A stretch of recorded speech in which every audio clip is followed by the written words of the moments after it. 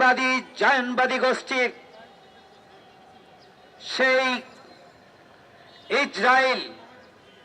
ইসরায়েলের রাষ্ট্রের প্রধান নেতানিয়াহু রক্তখেক, রক্তচুষ এবং একজন নির্মম ঘাতক, যিনি গণহত্যাকারী এবং মানব হত্যাকারী, মানবাধিকার লঙ্ঘনকারী হিসাবে ইতিমধ্যেই বিশ্বের মানুষের কাছে যার কুখ্যাতি ইতিমধ্যেই ছড়িয়ে পড়েছে।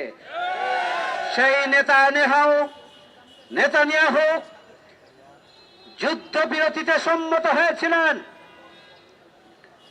ফিলিস্তিনিদের সাথে ইসরায়েলের যুদ্ধবিরতি হয়েছিল। শান্তিকালীন সময়ে যুদ্ধবিরতি লঙ্ঘন করে আমাদের ফিলিস্তিনের গাজাবাসীদের নারী, শিশু, পুরুষ নির্বিশেষে গণহত্যা চালিয়ে একদিনেই হাজারো অধিক মানুষকে তারা হত্যা করেছে। নেতানিয়াহুকে অবিলম্বে আন্তর্জাতিক আদালতের মাধ্যমে গ্রেপ্তারি পরোয়ানা জারি করে তাকে গ্রেপ্তার করতে হবে। অবৈধ রাষ্ট্র ইসরায়েলি রাষ্ট্রকে আন্তর্জাতিক আদালতে অবৈধ ঘোষণা করে এ রাষ্ট্র বিলুপ্তির জন্য আন্তর্জাতিক সম্প্রদায়কে এগিয়ে আসতে হবে। মুসলিম উম্মার নেতৃবৃন্দের প্রতি আহ্বান জানাতে চাই, আপনারা সোচ্চার হন। আপনারা কোন আধিপত্যবাদী শক্তির দোসর হিসাবে ভূমিকা পালন করবেন না।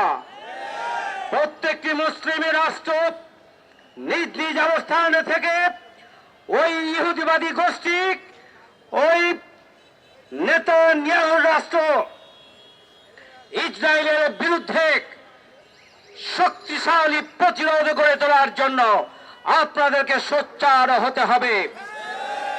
ভিশনের ফুলঝুরি মেগা অফারে ফ্রিজ কিনলেই পাচ্ছেন 16 পিসের আকর্ষণীয় গিফট বক্স একদম ফ্রি।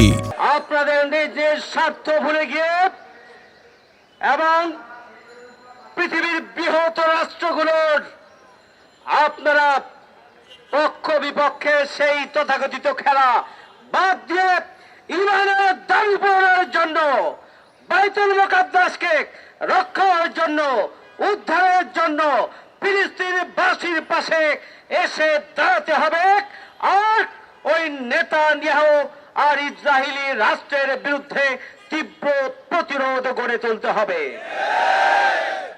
আমি বিশ্ব সম্প্রদায়ের প্রতি অনুরোধ জানাতে চাই, এদের প্রতি রাষ্ট্রগুলোর অর্থনৈতিক অবরোধ জারি করা দরকার। আমরা আহ্বান জানাতে চাই, তাদের ইসরায়েলি পণ্য বর্জন করা উচিত গোটা বিশ্বের সমস্ত মুসলমানদের এবং বিবেকবান মানুষদের। আমরা আহ্বান জানাতে চাই, দেশে দেশে মুসলিম জনতা বিক্ষোভ এবং মিছিল মিটিংয়ের মাধ্যমে গোটা পৃথিবীর মানুষের কাছে গাজাবাসীর পক্ষে দাঁড়ানোর জন্য আহ্বান জানানো দরকার। আর ওই ইসরায়েলি রাষ্ট্র আর সন্ত্রাসী, যুদ্ধাপরাধী, খুনি, মানবতা বিরোধী অপরাধের দোষক ওই নেতানিয়াহুকে গ্রেপ্তারের জন্য বিশ্ববাসীর তীব্র আন্দোলন গড়ে তোলার জন্য ভূমিকা পালন করা দরকার। সংগ্রামী ভাই বন্ধুগণ, 90% মুসলমানের দেশে বাংলাদেশ জামায়াত ইসলামী আমরা আমাদের ফিলিস্তিনি ভাই এবং বোনদের, মজলুমদের পাশে দাঁড়ানোর জন্য আমরা রাজধানীতে স্বাভাবিকভাবে বিক্ষোভ মিছিলের আয়োজন করেছিলাম। সেখান থেকে আমাদের মহানগরীর সহকারী সেক্রেটারি আপনারা নেতানিয়াহু এবং ইসরায়েলি রাষ্ট্রের এই সন্ত্রাসী, গণহত্যা এবং যুদ্ধাপরাধের বিরুদ্ধে তীব্র প্রতিবাদ আপনারা জানাবেন। আমরা ধিক্কার জানাই শেখ হাসিনা ফ্যাসিস্ট অপশক্তিকে।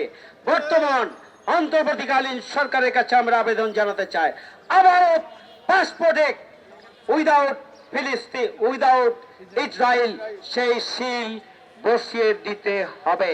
দোসররা এসে বাংলাদেশের রাজনীতিকে ভিন্ন দিকে নিয়ে যাওয়ার জন্য ফ্যাসিস্ট অপশক্তি আওয়ামী লীগের আমলে তারা বহুমুখী অপরাধমূলক সন্ত্রাসীমূলক কার্যক্রম চালানোর জন্য ষড়যন্ত্র করেছিল, কিন্তু শাহাদাতের তামান্নায় উজ্জীবিত ইমানি চেতনায় প্রজ্বলিত সেই ফিলিস্তিনের গাজাবাসী সাহসিকতার সাথে তার ভূমিকে আঁকড়ে রেখেছে এবং আমাদের প্রিয় তীর্থস্থান, পবিত্র স্থান আমাদের বায়তুল মাকাদ্দাসের জন্য রক্ষা কবচ হিসাবে, মানবতার দেয়াল হিসাবে তারা দাঁড়িয়ে আছে। গোটা বিশ্বের মুসলমানদের উচিত হচ্ছে এই ইমানি চেতনাকে স্যালুট জানানো।